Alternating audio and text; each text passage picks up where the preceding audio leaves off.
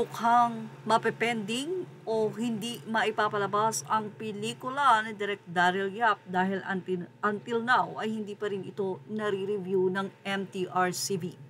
Well, hindi lingid sa kaalaman ng marami na inilahad nga ni Direk Daryl Yap sa kanyang social media Facebook page ang naging pahayag ng MTRCB kung saan bakit nga ba hindi pa nare-review ang pelikula ni Direk Daryl Yap na pelikula ni Pepsi Paloma.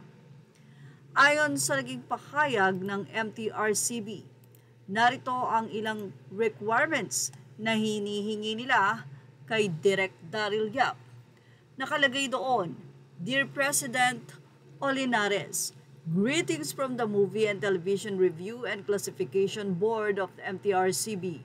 We write in relation to your application for permits to exhibit with the MTRCB for the film Pepsi Paloma.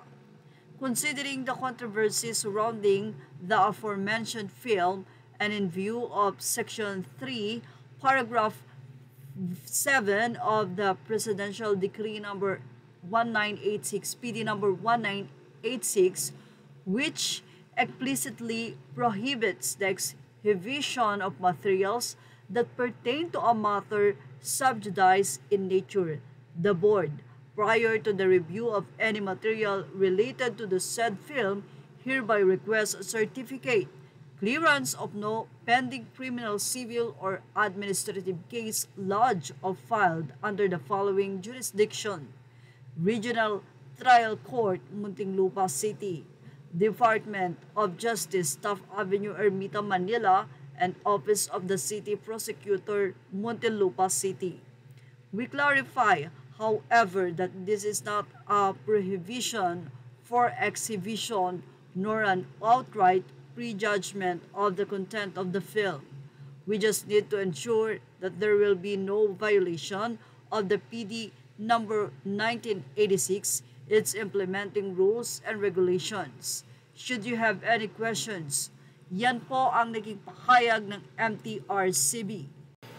Marami na nga ang nagtatanong kay Direk Daryl Yap kung matutuloy pa ba ang nasabing movie na ito na ayon nga kay Direk Daryl Yap ay ubos na ang kanilang pondo. Pero hanggang ngayon ay marami ang nananawagan na sana nga ito ay maaprubahan ng MTRCB. Sa katunayan, trending ang topic na ito sa social media. Well, umaasa pa rin si Direk Daryl Yap na mapapalabas sa February 5 ang pelikula sa kabila ng hinihinging requirements ng nasabi nga pong ahensya na ang MTRCB at mukhang imposibleng maibigay ito ni Direk Daryl dahil alam naman nating nagsampahan sila ng kaso ni Vic Soto because of the movie. Yan ang ating showbiz snap update. Thank you for watching. Images are all credit to the rightful owners. Please like, share, and subscribe.